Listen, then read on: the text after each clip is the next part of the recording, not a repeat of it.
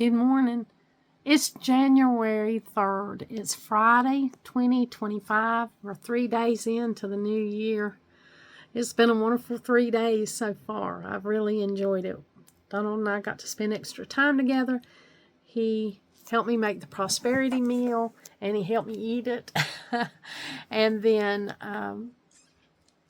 yesterday I made oyster stew for him, which he thought was a great treat. We're still doing the Three Rivers Challenge, so we'll be eating out of our pantry for the months of January and February. Today, I probably won't be fixing anything new. I might make homemade bread today, but I am we are eating the leftovers that are in our refrigerator because we've still got a lot of the prosperity meal left, which I will love. I love it. I love the way the peas taste as they get a few days old. And then the greens, and I'll have to make another pan of cornbread. The cornbread is mysteriously missing. I mean, there's none of that left. So I'll be making more cornbread. And we'll probably just eat leftovers today. You know, I can share me heating those up with you. I did share that we do eat a lot. I do make pretty big meals, and we eat on them for at least like 3 or 4 days. It's just the way it is around here, especially in the winter when I make big batches and heat up the house and then, you know, eat the leftovers. It's just how it goes around here. I was sitting here looking at my calendar and just looking in some of the favorite magazines that I like to look through, and thinking that it's supposed to get really cold in the next few days. I think, you know, the next 5 days is supposed to be like in the negative, in the single digits. So that's cold for us. We're kind of prepared for that. You know, we knew it was coming. I mean, they've been telling us it's coming. So we may lose power and all that. So we've had to get ready for all that, and we are. And I hadn't worried about it. I mean, it is January, so it is going to get cold. We're going to have a cold winter. And sometimes it's colder. Some winters are colder than others. I did get the nativity scene taken down. I wanted to film that for you.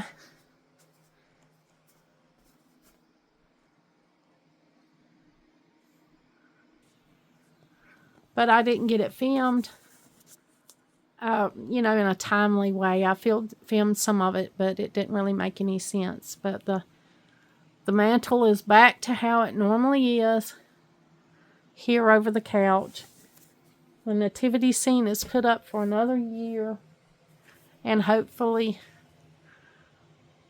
when I get it out next year, I'll be more careful. The Christmas tree's gone. It was right here in front of the window, and now it's gone. I've got a few things to put up here, and still got a few things, you know, left from Christmas that I got to get put up, like the gifts. You know, a lot of gifts and a lot of things I drug out to wrap my gifts in. It's kind of a mess. I've got to put up the dishes. So I've got the old the box that those dishes came in, the dishes that our families used. Donald's family used them for a while, and then she divided them up and passed them on to us. So I've got to get those wrapped up and put up, because I won't need those to be left out. I've got plenty of dishes. Now, Epiphany starts from January 2nd to maybe the 8th, and that is the celebration of Jesus coming into the world in the human form. So I've got that on the calendar. I'm not going to forget to celebrate that this year. This morning, before the kids get here, I had all 6 kids yesterday, which was wonderful. I rarely do that. They rarely come all at the same time anymore. So it was wonderful. I enjoyed having them. I wanted them to stay as long as they could. I just wanted to see their little faces, to love their little hearts, and listen to them and let them play. It was a great day of grandparenting yesterday for me. I really enjoyed them being here. It was time that I got to spend with them while everything else gets back to normal, the workplace and everything. So I really, really enjoyed being with them yesterday. About half of them are coming today, and so they won't be here until I've got about an hour. But I like to take that first time in the morning. I had a lot of chores to do. You know, I've got the animals that I still feed, our rabbits and our chickens. And, you know, I had chores that had to be done. I had to get some things done this morning. And then I was able to get the shower and have a cozy moment. I'm going to go in there and boil water and make tea. I thought that I'd go ahead and do my January 3rd video for you this morning. And I'm trying to get them out, you know, consistently. Whenever I do a vlog or a challenge, a Vlogmas series or a challenge, I want to be able to get those out to you as much as I can. Now, it's not written in stone. You can do one video a week showing all of your recipes or all the things that you fixed from your pantry. That's perfectly acceptable. You don't have to do a video every day. It's just actually easier for me to do a video every day and just show you what we're eating out of the pantry than it is for me to try to keep up with it and keep it in series all week. Now, we had the New Year's prosperity meal, which was the black-eyed peas, the collard greens, and the cornbread cooked in hog jaws. So all that was cooked with hog jaws. We had that the first day of January. And the second day, which was yesterday, I made the oyster stew, which I usually make around Christmas, but I didn't cook this Christmas because I was sick. So I caught that up, and we had those oysters in there, and Donald really enjoyed that last night. Of course, there's oyster stew left, and there's still even some of the prosperity meal left, so we'll be having leftovers today because I don't want to throw away any of that. I could freeze it, but the whole point of me eating from my freezers and eating from the pantry is to eat down some of the things that I've stored up. So I'm not going to really put a lot into the freezers. I'm just going to try to eat out of them this month and for the month of February, January and February. So I like to share with you each day what we have, and of course, you know, the kids, they eat a little bit different. They eat things like chicken nuggets, and they like fettuccine Alfredo. So they just eat slightly different than we do. So I always have those things on hand in the freezer for them anyway. And, you know, I may or may not share them eating that, depending. But in the mornings, I like to take a little extra time and just appreciate the day, to have devotions, and to be thankful for everything. Be thankful for another day. Kind of plan if I can. I mean, sometimes I don't have, you know, that much going on, so it's not a lot to plan. I'll have those kids today, and then I'll be slowly trying to tuck all this stuff I've drug out for the holidays to wrap presents and different things. I'll be trying to put all that back. And that's harder than it sounds. It takes me a while to piddle through it to decide to donate, throw away, or to keep. So that'll be a little bit of time invested today. I'll be doing that, and of course taking care of the kids, you know, snacks, and making sure everybody gets, Madeline gets her breaks, and all the things that involve me taking care of Madeline. So, and that's just in the course of a day, you know, that's, I like to fix a cup of tea in the mornings, which I haven't even got the water boiling. I haven't even started the tea this morning. I've just been, I had a few things I had to do, you know, just things that had to be done this morning. So I went ahead and got those things done, and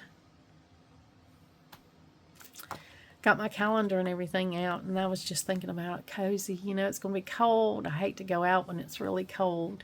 I like to just cozy up and stay in the house as much as I possibly can. There's ice on everything this morning, so, you know, it's cold this morning, but not as cold as it's going to be. It's going, you know, they're calling for just really, really cold weather, 1-digit weather, and that's cold for us. So, I just wanted to enjoy the warm, quiet house before it fills up. I love my house to be full. That's an Irish blessing, is may your house be full, always full of friends and family.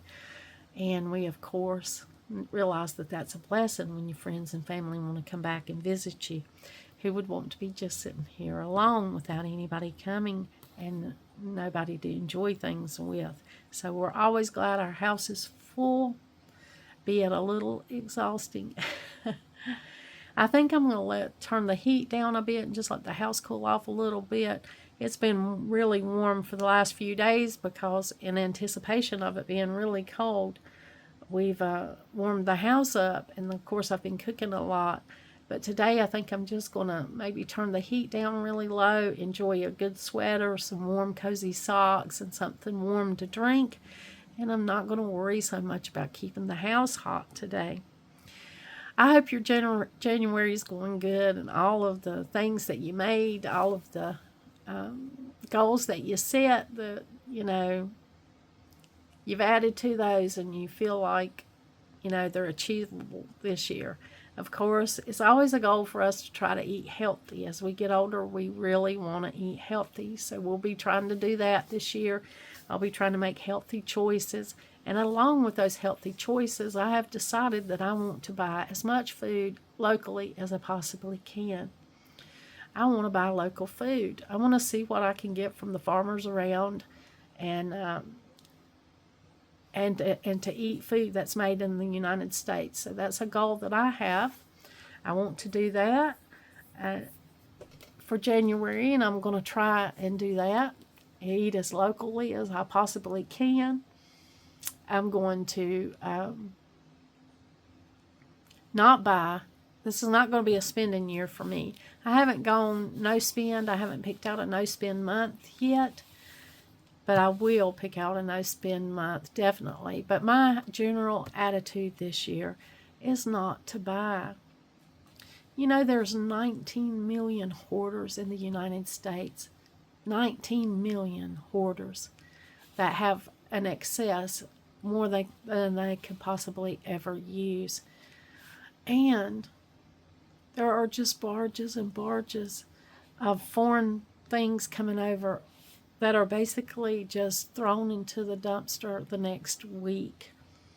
There's a lot of unnecessary spending on things that nobody really needs, and it just fills up our homes and it fills up our country, and it's a lot of waste. And I just don't want to add to that this year. I'm to the point where I've always pretty much been conscious about things like that. How much a family throws away every week or every day, just in general. Where's the money going? Is it being spent in the right way for the right things? I've always been pretty conscious about those things. But I don't know, it's a heightened awareness this year of wanting to buy locally, wanting to buy in my own country, and wanting to not buy anything that's not necessary. So that's where I'm at this year. I'm just going to try to focus on just the things that I need. I know that a lot of people say that's impossible to do. We did it for many years because we had to do it. That's the only way we could pay all of our bills, is if we just went without a lot of excess stuff. So I know that I can do that. I know that I can do it. Some people feel rewarded and they feel like they are treating themselves if they're buying themselves something all the time. If I have any of that mentality, I want to get rid of that mentality. I'm really going to be a conscious consumer this year. Yes, I think it's more than time that all of us became conscious of how we spend our money, where it all goes, and how much of it we're actually throwing away, how much of it we're actually wasting. I want to make a whole video on that. There's things that I do that help me in those areas, and buying used is one of those. I love to buy used because it's usually at a better price, sometimes a better quality, and it's recirculating something that maybe otherwise would be thrown away. But anyway, that's a path I'm on this year. You might notice it in my cooking. You might notice it in my hauls. You know, might notice it in all areas of my life, even my gardening. You may notice my desire to buy locally made things, locally grown food, and things like that. That's just a personal decision for me and my family. That's what I'm going to do this year. I don't think I shared my goals or any of my plans with you for the year of 2025, so I'll just throw in here a little bit of the few things today that I'm planning on. And that definitely is one of them, is to buy local and to make do in general with just less of unnecessary stuff. I don't want a lot of unnecessary stuff anymore. I'm at the stage of my life where I just want some really good things that I need and enjoy, and I'm just going to cut out the rest of it. So that's a little clue to 2025. There'll still be great videos. I mean, there'll still be great videos on what little bit I do buy. You know, the hauls that I actually do buy. I want to celebrate every day more. I want to celebrate life, simple things like good meals, time together, a beautiful day, a beautiful garden. I just want to enjoy all of the wonderful things that are around us. My husband has an aunt, and she had a saying of always saying, I'm taking the time to smell the roses. She took her time. She said, I'm going to take the time to smell the roses today. And that meant that she was going to slow down and enjoy whatever she was doing. She's still with us, and we still see her every now and then, and she's still taking time to enjoy the roses, to smell the roses. And I think that's a wonderful thing to do. I'm going to do that myself. I'm going to slow down and enjoy things and enjoy my life. So that's a plan for 2025 that I'm going to try to incorporate every day, even more than I do now. You know, I share with you sometimes how we grew up in an old house and we didn't have hot water. And we had to heat up our water and put it into the bathtub and then run cold water in there with it. And that's how we took our bath. We had to heat up our water to take our bath. And then sometimes I had to wash my hair every day, regardless, when I was in high school. And I would wash my hair in icy cold water so that my hair would be good and clean when I went to school. And I'm going to tell you, cold water does wonders for your hair. It really does. You know, in high school, you know, it was Farrah Fawcett days when everybody had wings and flipped their hair back. I'll have to find an old high school picture and share it with y'all one day. And then when I graduated, I got a perm, so I had a curly do. But for like the 7th, 8th, 9th grade, I had those wings, you know, that Farrah Fawcett wing look. And I had some good wings. They went from the top to the bottom. They were stiff and well, anyway, to get that effect, I would have to wash my hair every day, and sometimes that meant icy water. And I've shared with you how I will always be thankful for a shower, a warm shower. Every time I get in a warm shower, I'm thankful for it, because I've had years when I couldn't do that. When it was a lot of work to take a warm bath, or I had to take an icy shower. So that's amazing, isn't it? It's amazing how we can take things for granted. And some people had, you know, they had a lot easier lives than other people. I don't think that a lot of people realize that there are different degrees of people's lives in America. Not everybody has everything all the time. And surely not everybody grew up with everything all the time. There's a lot of different degrees in America with how blessed people were, or how privileged. And I've shared with you before how privileged my family was on both sides to work very hard. Very hard. My mom and her family were Appalachians, mid-Appalachia, up there dead center, and they picked apples and anything that was on an orchard, that's what they did. They moved from rent house to rent house, and they picked apples and pears and plums and whatever was in season. And then my dad, he also was a hard worker. He grew up in a little more in the city. Wasn't really a big city, but it was the biggest city around. And kind of flat, more in the flatlands than Mama, but still in the Appalachians. And there was great stories about them, but they were also hard workers. And both families that I grew up with very hard workers. My husband's families, he didn't know his dad, but his mom and all of their families, they were tobacco farmers. They farmed for their food. And he started working from the time he was 4 or 5 years old. That's the truth. He would miss school during summers to help farm. Their family was a serious farming family, and they were hard workers. Every one of them. I don't know one of them.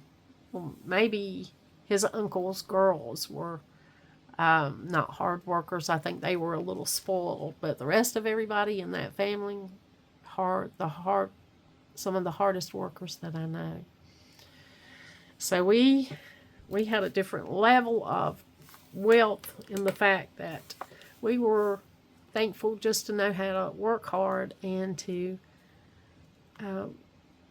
be able to get the things that we need from earning them. My dad worked, and he raised 5 children, and my mom always worked, and we, of course, helped with the younger children while she worked. And so every summer I had was staying at home taking care of my siblings until I left home. And so I had the honor and the privilege to be able to help with my siblings, to be able to cook meals for them when I was very young. All the things that we did together there as young children, kind of out in the country. But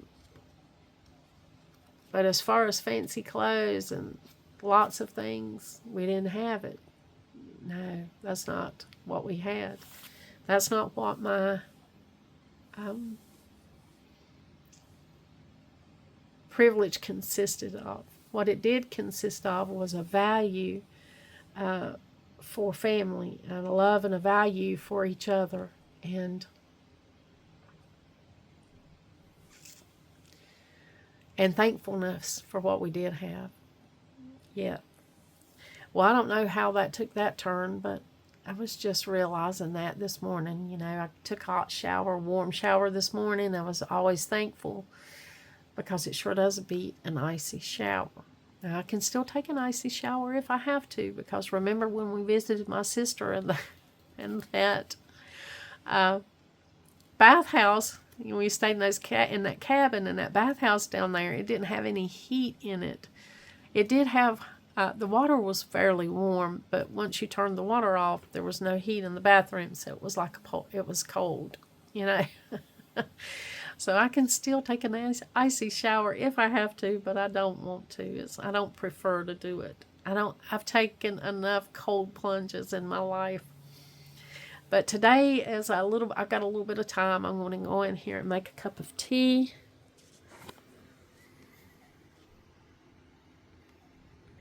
Now it's usually the time of Valentine's Day cups or snowman cups. This one's a Rae Dunn I Love You. It's got a piece of fuzz on it. Yeah, it's a Rae Dunn I Love You cup with a little heart in here. That's a cute little cup.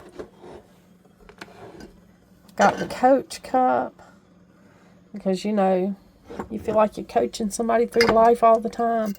And then Donald's cup that he's been drinking out of. He's like the snowman cup.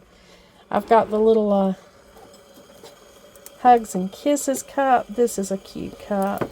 And Teach, Inspire, and Repeat. But I've got snowman and winter cups and February cups. That's what's out now.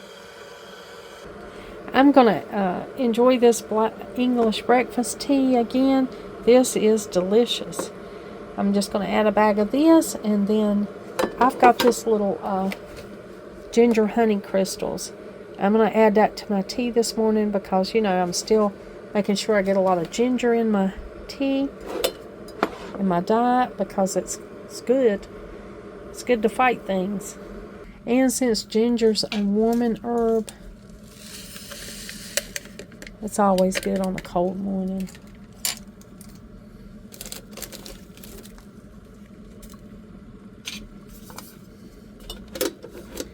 Now that's looking for a delicious cup of tea right there.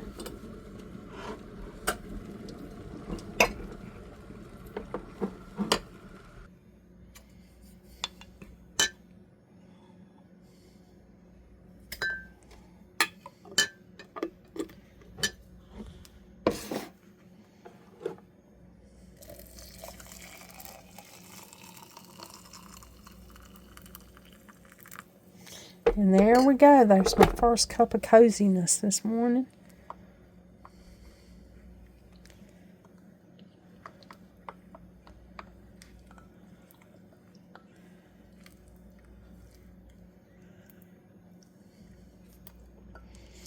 I'll let that go ahead and steep a little bit for about 4 minutes.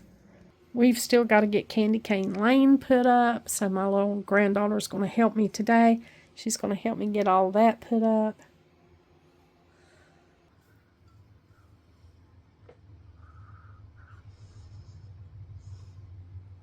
I like to smell the tea. Donald likes to smell the tea too.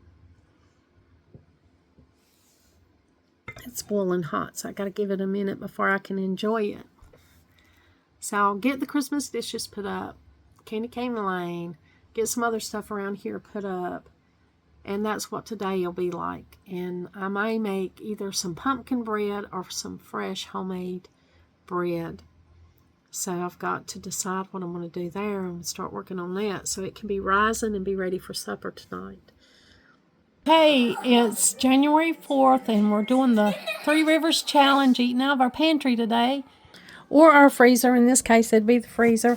I'm going to make some pumpkin muffins and I'm going to make some pumpkin bread. So I got 2 containers, little packages of pumpkin from last year out. But right now, I'm in the middle of scraping these 2 pumpkins. I want to save these seeds. I love the look of these pumpkins right here. So I'm going to save the seeds from them. I've got this little thing that I usually use, during the season to dig out the middle. And I've got my Cinderella Pumpkin Deep Orange right here on my cardboard. Now, if you don't want to save this many seeds and you don't want a container this big, you can certainly get a smaller container like a paper plate or a styrofoam plate or a paper bag, something smaller to put your seeds in. I'm going to save all of these seeds because my daughter wanted some of these seeds too. So I'm just bringing them out here. Getting them out of the pumpkin, getting them separated, getting some of this stuff off of them so I can dry them. They'll be ready for me to plant in the spring. This will take me a few minutes to get this cleaned up. It's a little bit messy. But then I'm going to cut this pumpkin up, and I'm not going to make the bread or anything out of this pumpkin today. We're going to just eat this like a vegetable. Now, fall pumpkins keep for quite a while. This one looked like it was going to go bad before the others, so I wanted to fix this one first. I've never really ate a pumpkin like this, but I know they're edible. I cut the stem off of the pumpkin, and I just put them in these over here in this area. I save the little stems, and then I use them for the next year if I make pumpkins. I go ahead and use these real pumpkin stems with my pumpkins, and they make interesting bowl fillers. I don't mess with these pumpkins. I used to clean them and soak them and do all that stuff.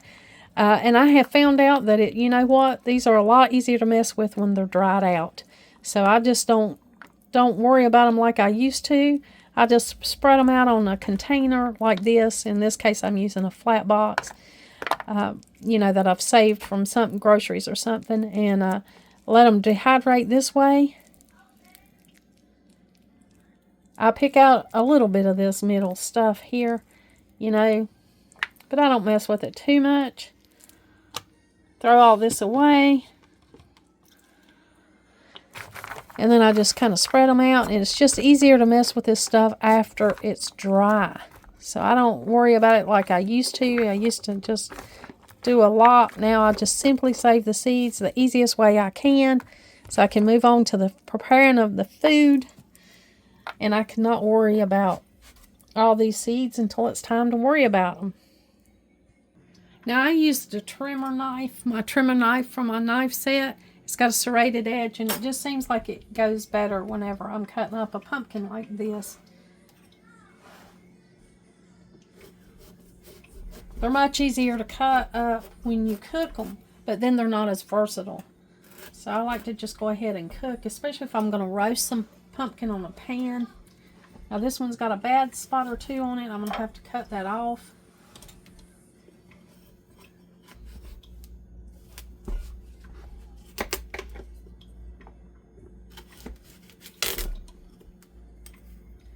You do it just like you would any other fruit or vegetable.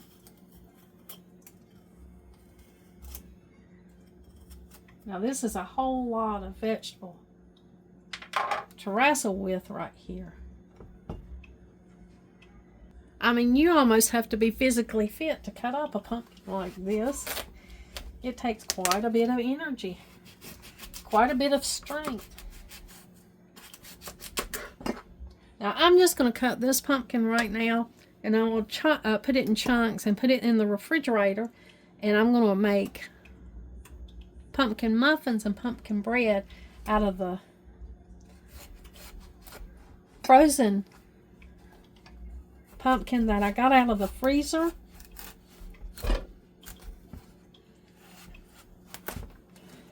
This is my other trimmer.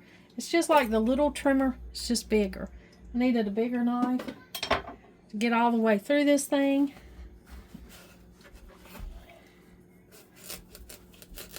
And then you want to take the time to just cut off what's, you know, not something that you wouldn't want to use in your, if you wanted to bake your squash, your pumpkin. Just cut off anything that doesn't look desirable, just like you would any other fruit or vegetable. This puts you in the mind of the texture of that sweet potato, of a sweet potato. I love sweet potato pie, so I hope this does taste like a sweet potato. I'm just going to clean this up and chunk it up a bit here. And then we'll move on to the next thing. Oh, I got this thing all chopped up. Boy, that's a lot of vegetable there. And I've got some of it bagged up. I'm going to go ahead and bag up the rest of it. And I'm going to put it in my refrigerator downstairs for a day or two till I figure out what I'm going to do with it. I'll either can this or freeze it. I may can it. I do have some canned pumpkin here that I'm going to do some different recipes with. I've canned pumpkin. Have for 45 years, so I think that it'll be all right. I'm going to go ahead and get all this bagged up, and then I'll be able to move on to my recipes for today. That's a lot of good food out of that one pumpkin right there. Now I'm going to go put this in the cooler or the refrigerator downstairs. And the thing about this is if I do decide to freeze this, I'll have to take all these out and blanch them and set the enzymes so that these won't, you know, they'll be the right texture and everything that you need when it comes time to cook them, and the freezer won't damage them. If you give them a blanch and set the enzymes, it makes this last much better. Now I'm going to clean up. Look at all this beta carotene, all this good yellow stuff off of this pumpkin. It's good for your body. It's wonderful. I'm going to take a minute and go ahead and clean this up. And then I'm going to move on to the recipe I got with the pumpkin that I laid out to use today. We're going to warm up our greens. I got them in a pot. We're going to warm up the black-eyed peas. And these are a different kind of black-eyed peas. That's the reason they turned this color. But I already forgot what kind they were because I usually don't get those. It didn't distinguish if there was any kind of a different black-eyed pea on the package. I just thought it was regular black-eyed peas. Sorry, I try not to clank. I know you don't want to hear that. But I'm heating up the black-eyed peas and heating up the collard greens, and that's what we're going to have for lunch and for supper today. And we do want to finish these off today, and what we don't finish off we'll give to the chickens because it's 4 days. This is day number 4. We don't keep leftovers longer than 4 days. And so we'll be finishing these up today. I'm going to chop an onion to go with it. Donald might want a can of tomatoes to go with his greens. He loves to eat tomatoes and greens together. I'm going to make the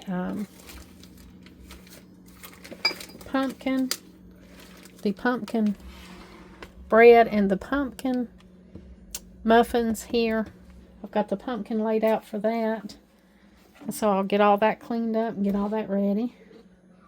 So here's supper today. We heated up the collard greens. Oh, they're so much better today.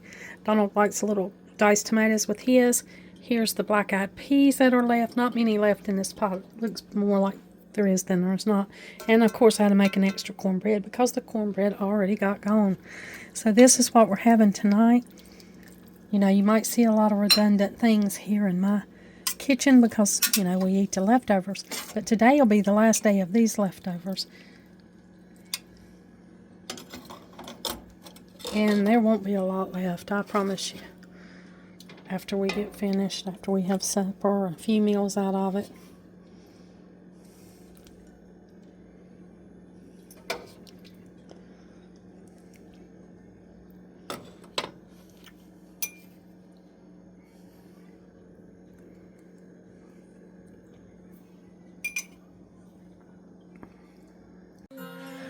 Well, we enjoyed our leftover supper tonight. Thank you for joining me for day 3 and day 4 of the Every Bit Counts challenge.